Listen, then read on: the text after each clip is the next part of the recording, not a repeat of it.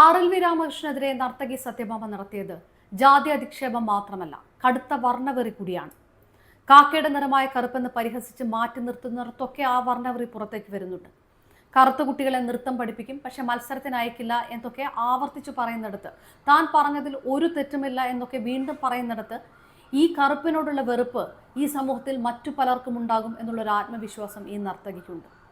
കഴിഞ്ഞ ദിവസം ജാസി ഗിഫ്റ്റിന്റെ കയ്യിൽ നിന്ന് മൈക്ക് തട്ടിപ്പറിച്ച സംഭവത്തിന് പിന്നിലുള്ള മനോഭാവം അത് തന്നെയാണ്. അപ്പോൾ ചോദ്യം ഇതാണ്, ഇതൊരു സത്യഭാമയുടെ ഉള്ളിലിരിപ്പ് മാത്രമാണോ? സമൂഹത്തിന്റെ ഉള്ളിലിരിപ്പ് തന്നെയല്ലേ ഈ പുറത്തു വന്നുകൊണ്ടിരിക്കുന്നത്?